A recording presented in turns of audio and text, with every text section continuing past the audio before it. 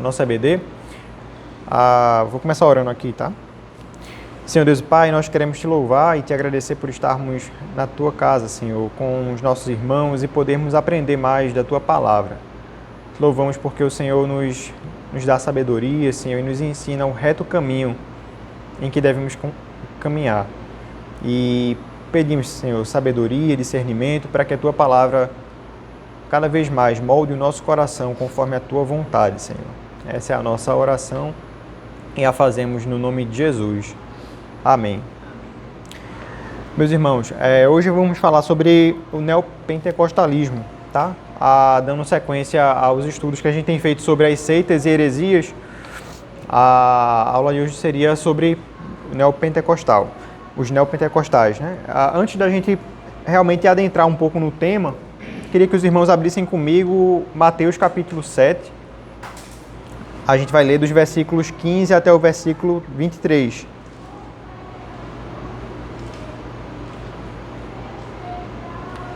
Mateus capítulo 7, do 15 ao 23.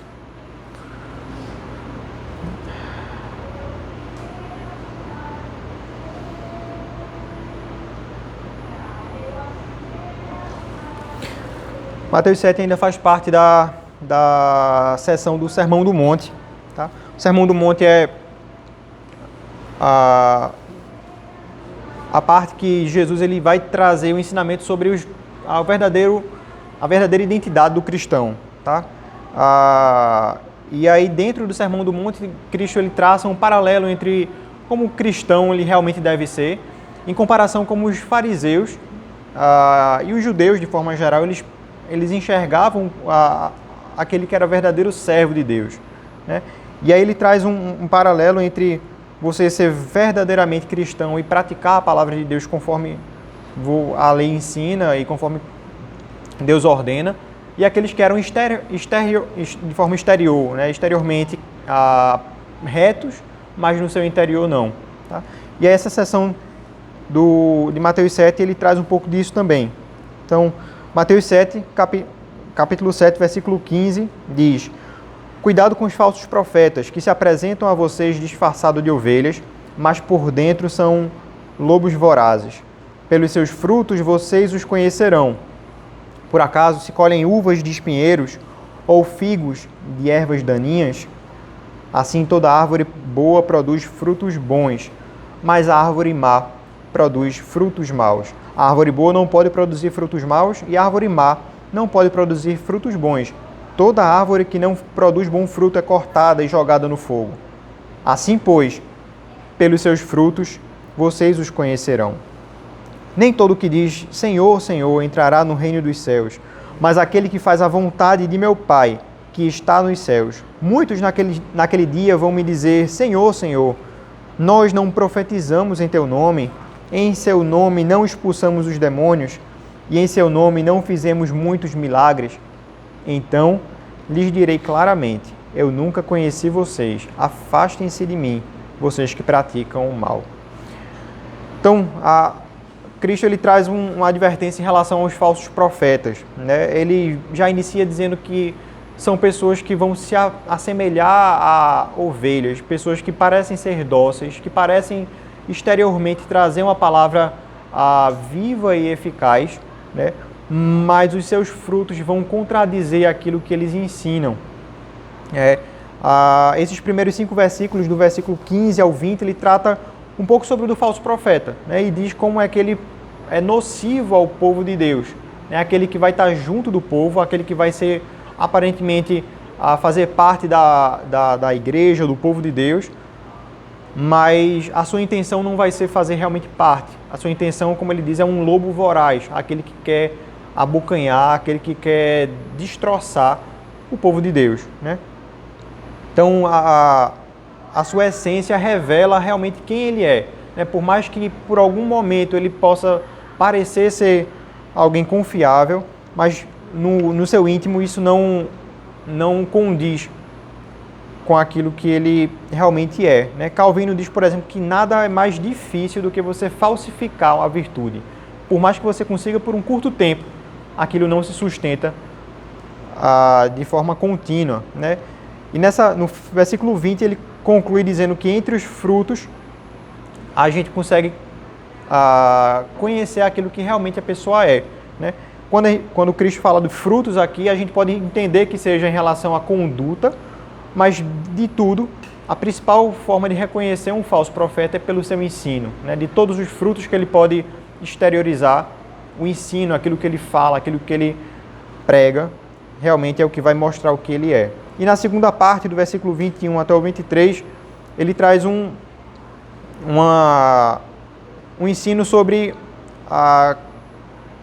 aquilo que você realmente é, muitas vezes não condiz, ou a prática nem sempre traz a verdade sobre aquilo que uma pessoa é. Tá?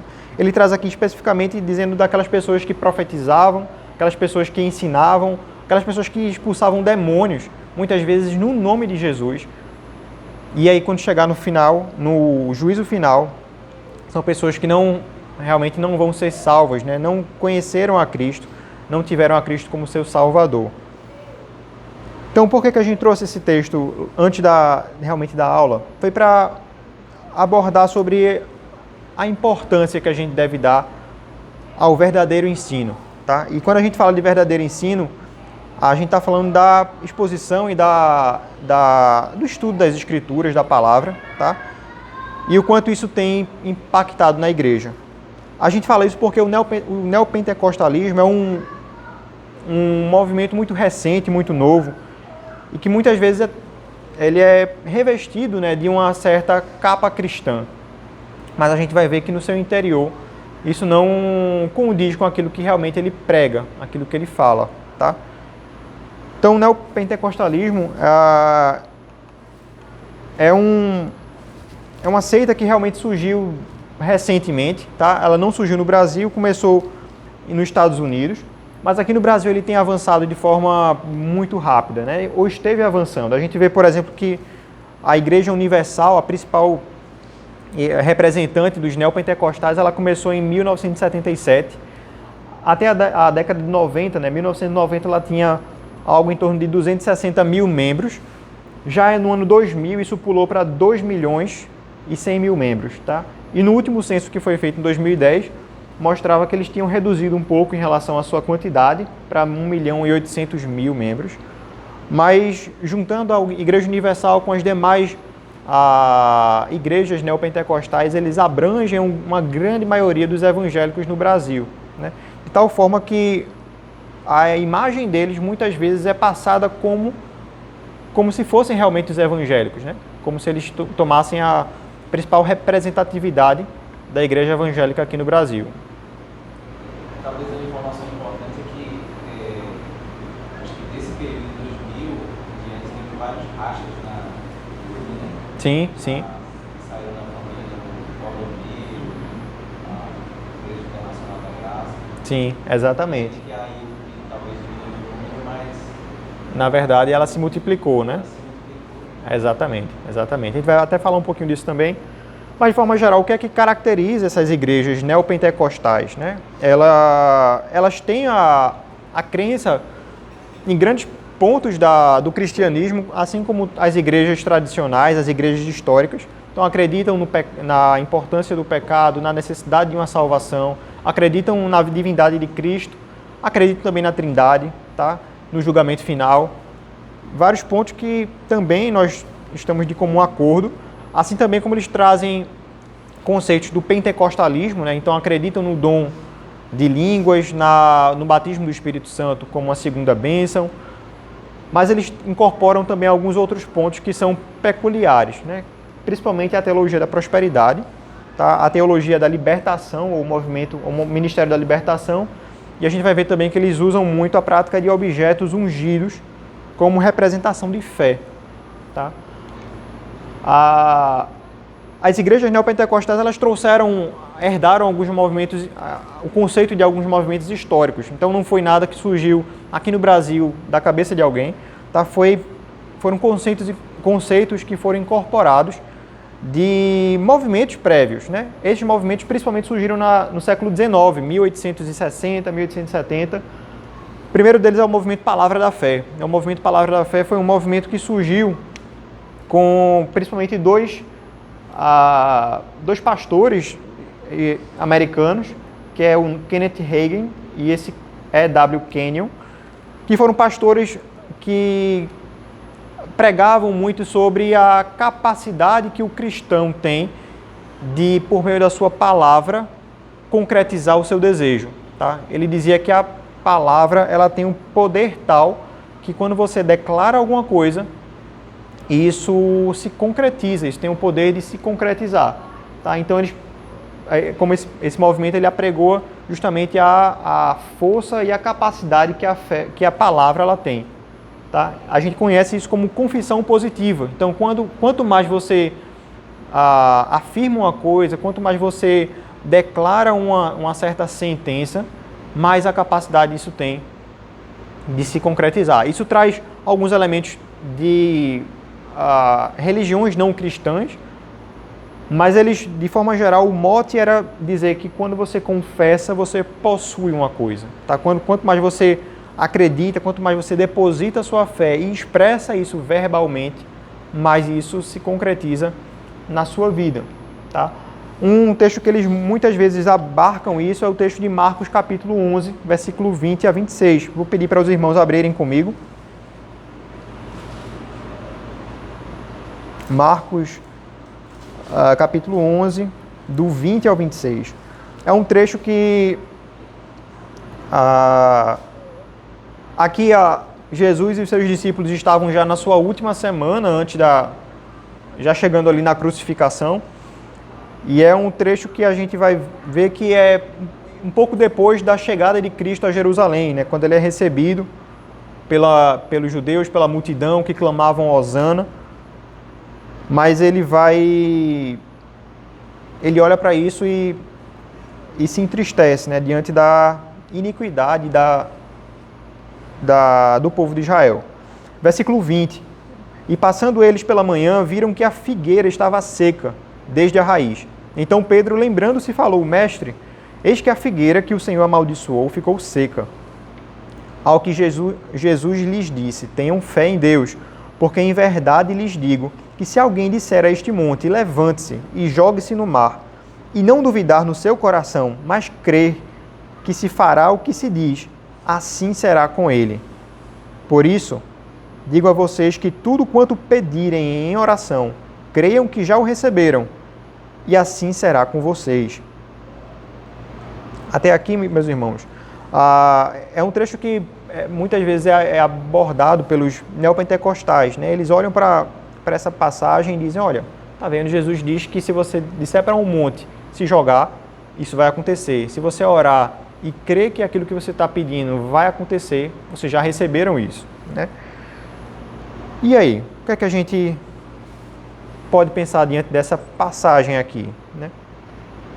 Antes de a gente comentar um pouco, vou pedir para os irmãos voltarem alguns versículos para o versículo 12 desse mesmo capítulo. Marcos 11, versículo 12, diz que no dia seguinte, quando saíram de Betânia, Jesus teve fome e, vendo de longe uma figueira com folhas, foi ver se nela acharia alguma coisa. Aproximando-se dela, nada achou, a não ser folhas, porque não era tempo de figos. Então Jesus disse à figueira: nunca mais alguém coma dos seus frutos. Então, essa passagem que a gente leu inicialmente, né, do versículo 20 em diante, trata justamente de um momento que Jesus chega com seus discípulos, sai da cidade de Betânia, e ao sair eles veem uma figueira que Jesus tinha amaldiçoado num dia anterior, e ela estava seca, né? E a grande questão é, disso Jesus tira depois o ensinamento, né? Mas o porquê que a figueira aqui secou, né? A grande questão é que a figueira aqui tem uma representatividade, né? Ela representa o povo de Israel, Jerusalém, né? E o povo de Deus diante da sua iniquidade quanto ao Senhor Jesus. Eles achavam que Jesus era o Messias, ele viria como um grande rei, né? Um representante político e militar, e não como o Salvador e o Cordeiro que iria morrer pelos nossos pecados. E, diante disso, Jesus ele traz uma simbologia ao olhar que a figueira estava com folhas, mas não tinha frutos. Na verdade, isso simbolizava que aquela figueira que, quando estava chegando na estação de frutos, ela começava a ficar toda folhada e já iam surgindo alguns indicativos de frutos. Mas aqui acontece o contrário. A figueira ela fica com folhas, mas não aparece fruto nenhum, né? E Jesus usa isso para justamente ilustrar que, tal como essa figueira, era o povo de Israel, né? Pareciam externar alguma aparência de santidade, mas no seu interior, na sua essência, eles rejeitavam a Cristo e ao seu ensino. Então Jesus ele amaldiçoa a figueira e fica seca, né? E diante disso os discípulos veem, Pedro ele afirma, né, que aquela figueira ficou seca, e aí é que Cristo ele traz o ensinamento, né, para que os discípulos eles tivessem fé em Deus, né? Não a fé como os israelitas tinham, achando que Deus viria trazendo um exército, trazendo uma revolução e mudando todo aquele contexto político de Israel, mas a fé verdadeira, a fé salvadora, né? E diante disso ele diz, olha, se você confiar com a sua fé salvadora, ela vai ser de tal forma que a gente consegue transpor um monte de um lugar para outro, né? Se você disser para o monte para ele se jogar no mar, isso acontece. Para ilustrar o verdadeiro poder que Cristo tinha. Não era o poder, era um poder que suplantava o poder militar, o poderio político, mas era um poder verdadeiro e autêntico. Tá? Os neopentecostais olham para essa passagem e simplesmente afirmam que esse trecho de Jesus dá voz à confissão positiva, né? A capacidade do cristão dizer, olha, eu quero que essa doença seja curada, eu quero que a minha família seja restaurada, e que isso tenha, de certa forma, uma capacidade de obrigar a Deus a cumprir aquilo que ele prometeu, né? Mas o texto não traz essa assertiva, não traz esse conceito consigo. Certo? Então a confissão positiva é o primeiro pilar que trouxe para o neopentecostalismo o que eles muitas vezes pregam hoje. Tá? E além da confissão positiva, o movimento Ciência Cristã foi um movimento que surgiu também no século XIX com essa mulher, Mary Baker Eddy, e que, em suma, esse movimento Ciência Cristã ele buscava restabelecer o cristianismo primitivo e com o elemento principal de cura. Então, se tem uma coisa que é muito bem frisada nesse movimento Ciência Cristã, é a capacidade curativa do Evangelho, do cristianismo, né? Essa mulher, ela apregou, né? Ela tem vários livros escritos e dizendo que, através da confissão positiva também, muitas vezes as doenças incuráveis que já tinham passado por vários médicos eram restauradas, eram curadas, né? Então ela trouxe essa relação do evangelho e do cristianismo com a capacidade curativa que ele trazia também. Muitas vezes um texto que é muito também pregado é o Provérbios 18, 21. É aquele trecho que fala, a língua ela tem o poder da vida e da morte. Aquele que bem a utiliza, come do seu fruto, né? Eles olham para esse trecho de Provérbios 18 e dizem que a língua, a boca, ela tem a capacidade da vida e da morte, então ela também tem a capacidade de curar ou não, certo? E de forma geral, os neopentecostais trouxeram isso para os seus ensinos, né? Então, o neopentecostalismo brasileiro começou em 77 com Edir Macedo. Edir Macedo se converteu aos seus 21 anos, numa igreja que foi a Igreja Casa da Bênção. E depois de ter ficado ali um tempo como obreiro, ele saiu e fundou a Igreja Universal. A Igreja Universal ela cresceu rapidamente a tal ponto que seus membros foram se multiplicando, até que em 1980, 3 anos depois, um obreiro que também estava junto com Edir Macedo, que era o Raimundo Soares, pastor R.R. Soares, ele briga com Edir Macedo, sai da Universal e funda a Igreja Internacional da Graça de Deus. Tempos depois, em 98, um outro obreiro também chamado Valdemiro Santiago, que era da Universal, briga com Edir Macedo, sai e funda a Igreja Mundial do Poder de Deus. E assim, vários outros exemplos também. O próprio apóstolo, apóstolo Agenor Duque, também era um obreiro da Universal, que saiu e fundou a Igreja Plenitude do Espírito Santo. né, e várias outras, né? Então, a gente percebe que o neopentecostalismo ele segue esse padrão, né?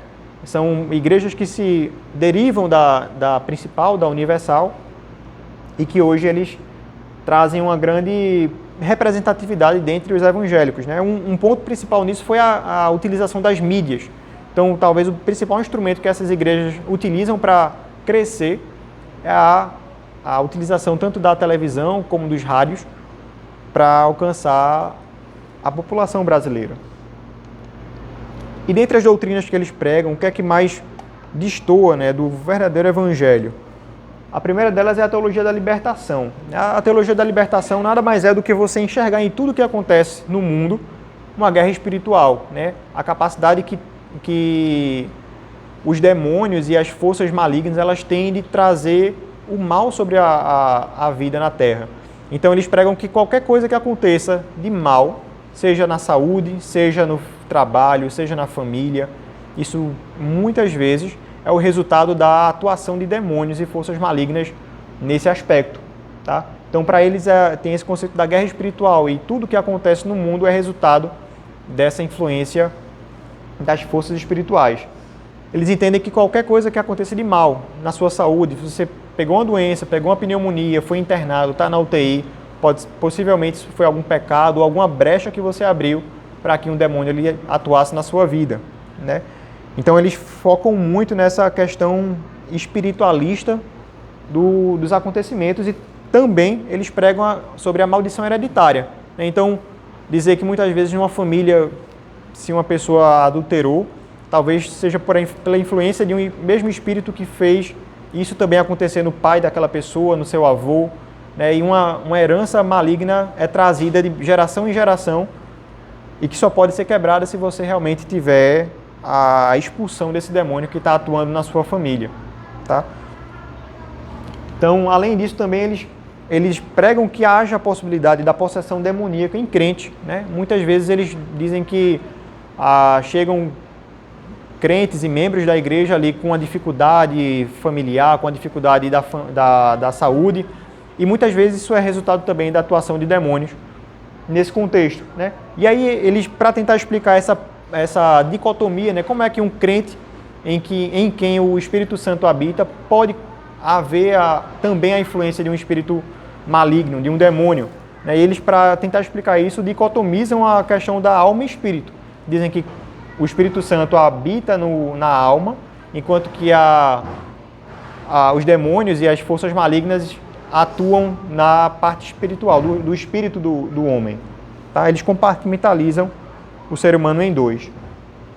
Então a teologia da libertação é esse principal ponto que eles pregam, né? Além disso, também eles pregam a teologia da prosperidade. A gente bem conhece sobre essa questão, né? E é interessante porque eles muitas vezes usam de textos bíblicos para justificar isso, né? Principalmente textos que falam de Deus com Israel, né? A vontade que Deus tinha de trazer a prosperidade e crescimento para Israel, e dizem, olha, tá vendo, da mesma forma como Deus ele fala isso, assim ele quer fazer com a sua vida, né? Assim ele quer fazer com você. Eles fazem a transposição de textos bíblicos e utilizam esses textos fora do seu contexto, como ele realmente foi escrito, tá? Eles têm a ideia de que a perseverança espiritual ela coincide também com a perseverança terrena, seja na saúde, como a gente viu, como também na parte de prosperidade, né? Então, é um ponto central que a igreja neopentecostal, as igrejas neopentecostais, elas abordam, né? Quanto mais próspero você for, mais isso indica que você está seguindo o caminho verdadeiro dentro da fé.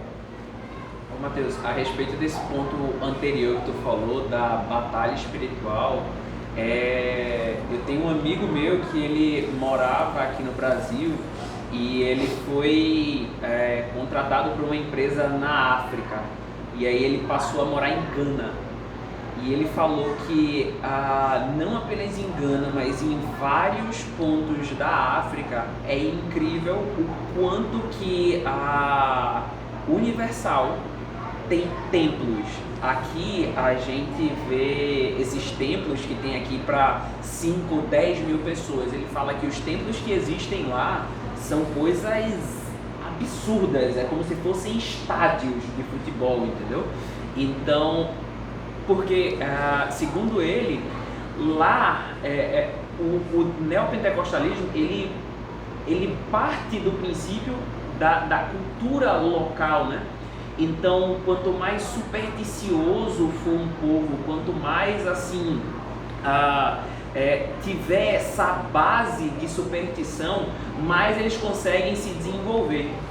Então, você vê aqui no Brasil, eles pegam muito da religião da macumba, né? Da religião afro, várias entidades, e eles pegam isso daí e citam, não, esse demônio aqui é o preto velho porque colocaram um olhado na sua casa. Então você vê o quanto que ele se aproveita da superstição comum, assim, que toda a sociedade tem, né? Sim, então, sim, exatamente.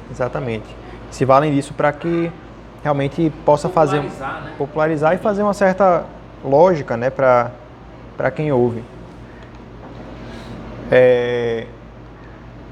Como a gente falou, a teologia da prosperidade, ela abrange não só a questão material, né, você ter muitos bens, uma melhora no seu trabalho, receber mais dinheiro, ter mais condições financeiras, mas também uma prosperidade na saúde, né, uma prosperidade em você se livrar de doenças, ter uma saúde boa. E eles usam, com base nisso, a questão da cura divina, né? Eles dizem que você procurar a cura e trazer milagres de cura dentro da igreja, isso é um direito que o crente tem. Por que ele tem esse direito?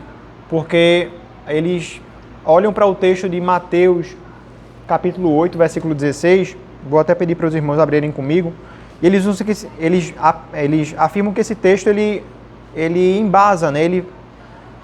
Ele traz uma evidência que a cura ela é um direito do cristão, um direito do crente. Mateus 8, versículo 16 e 17,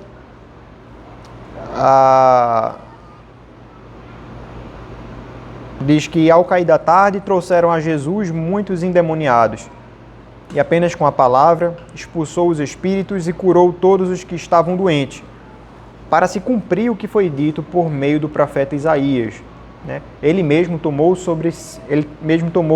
as nossas enfermidades e carregou as nossas doenças, né? Uma referência aqui a Isaías 53. Eles olham para essa referência, né, Isaías 53, e dizem que Cristo ele levou sobre si não só o nosso pecado, as transgressões, mas também as nossas enfermidades. E o fato de Cristo ter levado sobre si as nossas enfermidades nos faz merecedores de uma vida saudável, de uma saúde boa, sem doenças, sem dificuldades nesse aspecto, tá? Então eles olham e dizem, olha, Cristo já levou sobre si as suas doenças, Cristo já levou sobre si as suas enfermidades, né? Então, se você está doente agora, declare que você vai ser curado, né? Confie, tenha fé, e isso vai se concretizar. Na realidade, aí a prosperidade não é nem voltada para a pessoa que está ouvindo esse tipo de palestra. A prosperidade em si é mais para fundos financeiros da igreja, né? Porque prosperidade, cura, que hoje uma pessoa está com câncer, está com qualquer tipo de doença, obviamente que ela é uma pessoa cega, não conhece a Cristo, quer ir num ambiente desse para poder ser curado. Uhum. Ou a pessoa está passando por dificuldade financeira, né? Sim. E acha que uma simples igreja vai ajudar a vida dele financeiramente e tal. Pelo simples fato de não conhecer a Cristo, eu acho que essa situação em que são pregadas desses tempos, Sim. é justamente com algo atrativo, né? Para a própria instituição. Sim, sim. Acaba trazendo muitas pessoas, né? Uhum. Muita gente procura realmente em busca de uma cura, uma melhora da sua saúde e até a mudança, né, sobre uma dificuldade familiar, uma família que foi quebrada, um marido que saiu de casa. Então, realmente eles buscam em produto do resultado que isso pode trazer. Utilizam inclusive a Santa Ceia também como um instrumento para isso, né? Eles apregoam que quando você come e bebe o corpo e o sangue de Cristo, você faz parte, você entrega a Cristo as suas enfermidades, as suas transgressões, e isso faz com que você seja efetivamente curado diante das suas enfermidades, tá? E como o Douglas falou, realmente é uma situação que muita gente procura eles em busca dessas benesses, né, desses benefícios. E o que é que eles falam? Eles dizem, olha, você precisa crer, você precisa ter fé, né? E para ter fé você precisa expor, exteriorizar isso. Como é que você pode exteriorizar? Você pode exteriorizar através de dízimos e ofertas. Você vai confiar a Deus o seu dinheiro, né? Vai depositar aqui a sua oferta, e isso como um símbolo da sua fé. Mas você também pode sinalizar a sua fé através de crenças em objetos ungidos, né? E esse também é um grande problema que eles trazem. A gente certamente já deve ter visto aí na televisão, no rádio, a campanha do copo d'água, né? A venda de objetos como, enfim, vassouras para você varrer da sua casa os males, ou um martelo da justiça para você decretar agora que você é vencedor. Enfim, a criatividade humana aí toma conta, né? E tudo que é objeto eles usam para ser um instrumento de você colocar a fé naquilo, materializar a sua fé, e muitas vezes através de uma grande quantia de dinheiro, né? Fazer isso também para a igreja. Então eles usam, eles trazem que o símbolo, eles apregou, né, que o símbolo ele tem maior importância do que o seu significado. Eles trazem que você precisa confiar naquilo, materializar a sua fé para que realmente você seja curado. Certo, meus irmãos? De forma geral, a conclusão que a gente tira disso é que os sinais e os milagres, né? Aquilo que a gente leu no texto inicial, né? Vão chegar pessoas e vão dizer, Senhor, a gente tirou demônios, a gente expulsou demônios, a gente fez curas milagrosas, a gente fez a pregação da palavra no seu nome. Mas isso não vai ser um exemplo, isso não vai ser a evidência principal do fruto verdadeiro, né, daquilo que a pessoa realmente é na sua essência. Então a gente não pode olhar para sinais e milagres que acontecem e achar que isso é uma evidência de um coração verdadeiramente cristão, de uma igreja que realmente prega a palavra como ela deveria ser, né? A gente não pode trocar os sinais e os milagres pela essência do Evangelho. Não pode ser a fonte da nossa fé, e a salvação é o nosso maior bem, né? A gente ora para que Deus ele traga cura diante de situações difíceis, diante de doenças, mas a gente sabe que Deus ele é o nosso Senhor, e aquilo que acontece está sempre no seu controle, seja a cura, seja não ser curado, né? Então, a salvação é o nosso maior bem, é o dom gratuito de Deus, não riquezas ou saúde, tá? Esse teu primeiro ponto aí, ele é, biblicamente a gente consegue enxergar alguns exemplos do quanto que nós não podemos ser guiados por sinais e milagres, né? A gente sabe que nessas igrejas neopentecostais existe muito charlatanismo, né? Existe muito mentira, enrolada, o cara que foi curado e levantou da cadeira de roda, uma semana antes ele foi de novo lá de cadeira de roda e o cara curou ele de novo, né? Então, existe sim muito charlatanismo, existe sim muita enrolada, mas a gente sabe que quando Moisés ele foi se apresentar na corte de Faraó e ele fez sinais para que a mensagem dele fosse acreditada, os magos e feiticeiros do Egito, eles também fizeram sinais. Eles também transformaram um bastão em uma cobra. E se a Bíblia está falando que um bastão virou uma cobra, é porque virou uma cobra. Mas no final das contas, né, a cobra de Moisés, enfim, engole a dos feiticeiros. Mas o ponto é, existem sim forças malignas que têm um poder limitado para enganar e ludibriar o homem. Isso é fato, entendeu? Por isso que a nossa fé ela não deve estar arraigada em sinais e milagres, porque eles também podem acontecer por via forças malignas, né? Exatamente. A gente deve seguir isso daí que você falou. Que Apocalipse diz que esse vai ser o principal principal ato do anticristo, né? Ele vai reunir multidões, porque as pessoas vão ficar maravilhadas com os milagres que eles vão fazer antes do anticristo. E, diferentemente de Êxodo, eles não serão desmentidos imediatamente. Não vai haver um contraponto. Eles vão perdurar. E multidões vão se juntar para assimilar. Uma das implicações desse neopentecostalismo que eu vejo é o seguinte, ela coloca um jugo emocional muito pesado, né, sobre as pessoas. As pessoas, geralmente, nesses ambientes, elas se sentem culpadas porque estão doentes. Elas se sentem culpadas porque não conseguem prosperar financeiramente. Então, como tudo assim, se eu tenho fé e eu pronuncio, eu consigo, então, na matemática deles, se eu não conseguir, a culpa é minha. Você não teve fé o suficiente, né? E aí eles ficam muito abatidos por aquilo que eles não deveriam ficar, porque todos nós estamos doentes, não por causa do nosso pecado, porque nós estamos... Você pode pegar uma virose, eu posso pegar uma virose, não é porque eu vou ser mais espiritual ou menos espiritual que eu. Isso tem a ver com o mundo caído, não com a minha vida espiritual. E eles não sofrem por aquilo que eles deveriam sofrer, porque às vezes eles vão cometer um adultério e vão dizer, não, isso é culpa da terceira geração lá, do meu avô passou para mim. Não, é culpa minha porque eu fiz isso. Por esse pecado eu deveria chorar. Sim. Não deveria chorar porque eu peguei uma virose, eu fiquei doente. Então, daí assim, eu trago para mim assim, uma das coisas assim, que essa reflexão me leva a pensar como é sério, né, a falta de rigor exegético, né? Sim. Porque a Bíblia, ela é um instrumento de bênção, de instrução, mas como ela pode ser uma arma destrutiva, né? Usada equivocadamente, né? Com certeza. O catolicismo, ele antes da reforma protestante, ele dizia assim, ninguém pode ler a Bíblia, só os padres. Então ninguém podia, era só em latim, exatamente para tirar o conhecimento do povo.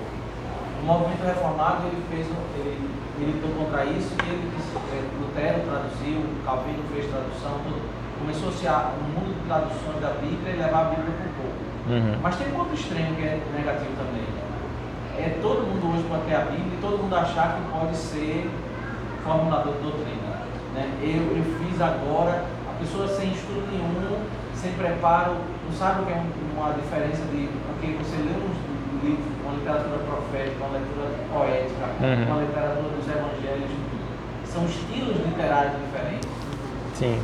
E você achar que você pode fazer interpretação, eu vou fazer uma interpretação como ninguém nunca fez e agora eu vou cantar em igreja, porque eu sou o detentor da interpretação correta. Sim. A chance de você estar errado é muito grande. Né? Eu lembro um irmão, isso já tem uns 15, 20 anos atrás, que ele tinha acabado de se formar em engenharia e ele passou num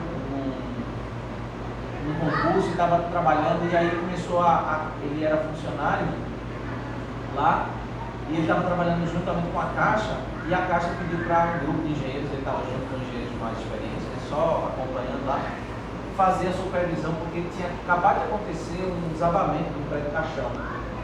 Aí a Caixa, muitos desses prédios eram assim, financiados, né? Então é propriedade da Caixa, até passar para a pessoa, né? A Caixa desabou um prédio que era propriedade da Caixa, muitas pessoas estavam financiadas, algumas delas, se não pagassem, a propriedade ia voltar para a Caixa, e no final das contas se tornou um prejuízo para a Caixa. Então daí a Caixa fez Caixa Econômica determinou que os engenheiros fizessem a supervisão de todos os apartamentos do prédio Caixão aqui da região. Ele disse que todos eles estavam condenados a cair, porque as pessoas achavam, não, eu vou, dentro do seu apartamento, eu vou tirar essa coluna aqui, eu vou tirar essa parede aqui e fazer aqui. E sem consultar engenheiro, sem nada, eles fizeram tudo a ponto de cair. Né? Teve um período que teve várias quedas de prédio Caixão aqui em Recife, 20 anos atrás, até que a Caixa começou a intervir mais no movimento, porque assim, é a mesma coisa, eu não estudei medicina, eu vou começar a me medicar, eu estudei engenharia, eu vou começar a construir conforme. E aí, a mesma coisa com a Bíblia, né? O outro extremo pós-reforma é hoje eu achar que por eu ter a Bíblia em casa, eu posso fazer uma leitura e começar a fazer Superficial. interpretação aleatória, sem depender de ninguém, né? O movimento desigrejado, o movimento do neopentecostalismo, isso tudo dá esse sentimento e as pessoas vão sair achando que elas podem fazer interpretações aleatórias e o dano que isso pode causar Muito grande. impressionante, né? E terrivelmente isso semeia-se mais em ambientes, como você falou, quanto mais supersticioso o ambiente, isso aí parece que é impressionante. Na África, na Bolívia, eu morei lá e vi isso. O Brasil é um país muito supersticioso. Sim. Quanto mais pobre e mais necessitado, eles aparecem como uma solução, assim, né? Sim. Aqui está a saída. E é impressionante, eles destroem. Destrói. A emoção do povo, né? O ser humano fica ali. Agora eu vou resolver minha vida, né? Sim. É impressionante, pastor. Muito bem pontuado. Realmente é uma coisa que a gente precisa ser atento, né? Tem muitas coisas que muitas vezes a gente herda um pouco do costume, né? Quando a gente é novo na fé, a gente às vezes traz algumas coisas que a gente vê no evangelicalismo brasileiro, mas é importante que a gente possa pregar a boa doutrina, né? A verdadeira palavra, para que isso não espalhe como deveria. Certo, meus irmãos? Vamos orar, terminarmos.